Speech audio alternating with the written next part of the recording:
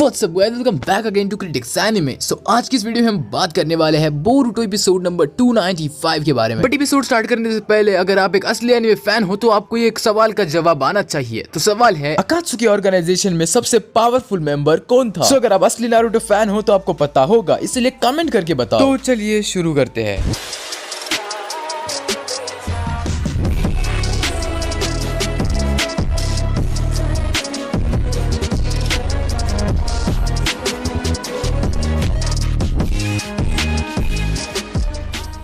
पिछले एपिसोड में हमने देखा कि शिकामारू अमाडो को चिल्ला रहा होता है, तभी शिकामारू के अंदर से कोड बाहर आ जाता है। बेसिकली कोड उसकी क्लॉ मार्क से बाहर आता है जो उसने शिकामारू के नेक पर लगाए थे। अमाडो शॉक हो जाता है कि कोड यहाँ पर कर क्या रहा है। कोड को यहाँ पर बुलाना ही शिकामारू का प्लान था, इसलिए वो अमाडो के थ्रू डेल्टा को रीडिजाइन करता है और डेल्टा को बाहर लाता है ताकि वो कोड को मार सके। अब कोड को क्या पता था कि आने के बाद उसकी मुलाकात डेल्टा से होगी, इसलिए वो खुद को बचाने के लिए आइडा को वहाँ पर बुला लेता है अपने क्लॉ मार्क से। आइडा को देखकर अमाडो के ब्लैडर फट जाते हैं, इसलिए वो बहुत डर जाता है। आइडा कहती है कि इतने दिनों बाद मिले हैं अमाडो, कैसे है? बहुत बूढ़े हो चुके हो तुम, अब तुम नहीं बचोगे। तो ये था पिछले एपिसोड का रिकैप, इसलिए चलिए अभी आज का एपिसोड को स्टार्ट करते हैं। शिकामारू को समझ में नहीं आता कि ये लड़की कौन है, उसको पता नहीं होता कि आइडा कौन है। दैट्स व्हाई वो डेल्टा को कहता है कि जाओ इसे मारो, इसलिए डेल्टा आगे बढ़ती है एंड फिर हम देखते हैं कि आइडा और डेल्टा आपस में लड़ने लग जाते हैं।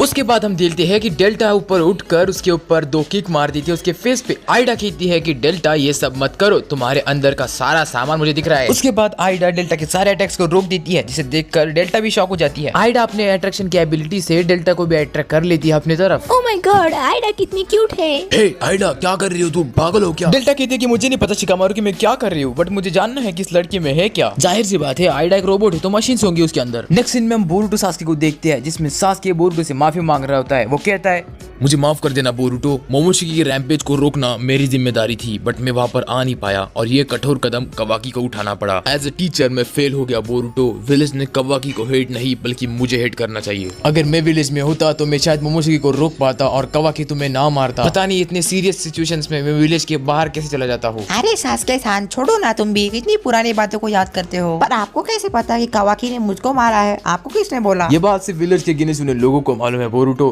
तुम भी एक सीक्रेट रखना। बोरुटो दिन कहता है कि आपका हेडबैंड आप ले लो सास्के-सान, आपका हेडबैंड मेरे पास रह गया था। सास्के कहता है कि बोरुटो उस हेडबैंड की मुझे कोई जरूरत नहीं, वो हेडबैंड तुम्हें ही रख लो, तुम पे अच्छा लगता है। बोरुटो कहता है कि थैंक यू सास्के-सान, ये हेडबैंड मुझे देने के लिए, अब मैं इसे अच्छे से पहनूंगा। सारा तो दूर से इन दोनों को देख रही होती है, वो सोच रही होती है कि बोरुटो एंड मेरे पापा क्या बात कर रहे होंगे। मिस्की कहता है कि तू तेरे काम से काम रखना। मुझे लगता है कि सास्के-सान को लग रहा होगा कि उसने बोरुटो को नहीं बचा पाया क्योंकि वो विलेज के बाहर चला गया था। जाहिर सी बात है, अगर मेरे सामने बोरुटो मर जाता और मैं उसकी हेल्प नहीं कर पाता तो मुझे भी ऐसा ही लगता। सारा कहती है कि मुझे बोरुटो की बहुत चिंता होती है, मैं उसके साथ रहना चाहती हूँ और उसकी हेल्प करना चाहती हूँ। मिस्की कहता है कि मेरे दिमाग के हिसाब से मुझे लग रहा है कि तुम बोरुटो को पसंद करती हो, क्या बोलती हो? सारा कहती है कि मैंने ऐसा कब कहा मित्सुकी, मुझे बस उसकी परवाह होती है, मुझे चने के झाड़ पे मत चढ़ाओ। मित्सुकी कहता है कि तुम्हारा तो पता नहीं सारदा, बट मुझे बोरुटो बहुत पसंद है।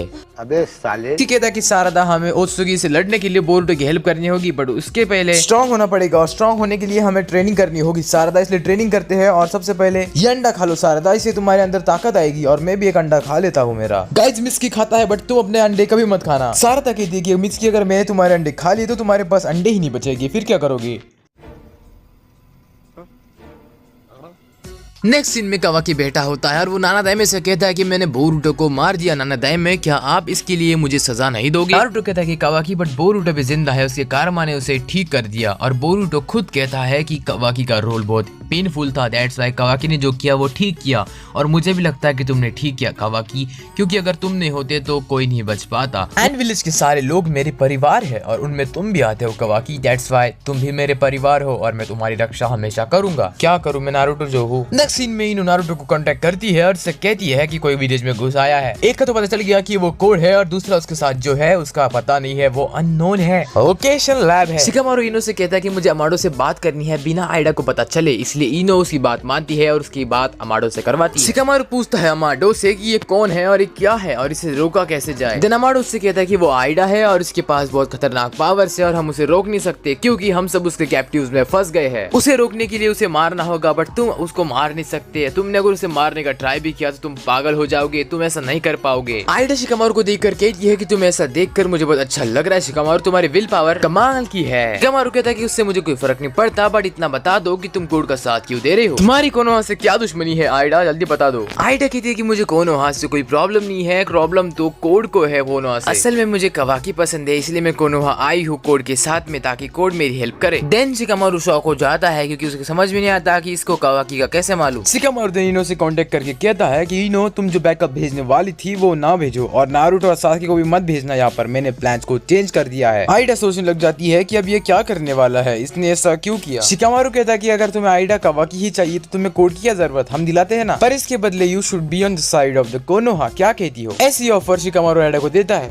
बेसिकली शिकामारू का ये कहना था कि अगर आइडा लीफ विलेज में आ गई तो लीफ विलेज में रह पाएगी, और 2-3 दिन तक रुकने के बाद वो लीफ विलेज की साइड भी हो सकती है, और ऊपर से वो कवाकी से भी बात करेगी, जिससे कि शायद उसको और कवाकी का कुछ हो पाए। ऐसी बात वो आइडा को मनाकर कहने लग जाता है, पर ये बात सुनकर आइडा का तो कोई रिएक्शन ही नहीं होता। उसका न्यूट्रल रिएक्शन देखकर कोड भी शॉक हो जाता है। उसे लगता है कि क्या आइडा ये प्रपोजल एक्सेप्ट करेगी, अगर उसने एक्सेप्ट कर लिया तो कोड मुश्किल में पड़ जाएगा। एंड इसी लास्ट सीन के साथ ये एपिसोड यहीं पर ही खत्म हो जाता है। इस एपिसोड से हमें ये सीख मिलती है कि इंपॉर्टेंट समय में विलेज के बाहर नहीं जाना चाहिए, नहीं तो सासुके जैसा हाल हो जाता है। एंड जैसे मित्सुकी ने कहा, ट्रेनिंग के साथ साथ हमें अंडे भी खाने चाहिए, जिससे कि पावर मिलती है।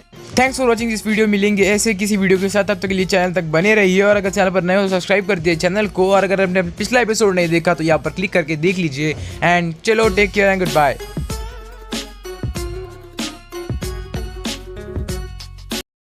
कैमरा महाशय, ईश्वर कर दो कैमरे को।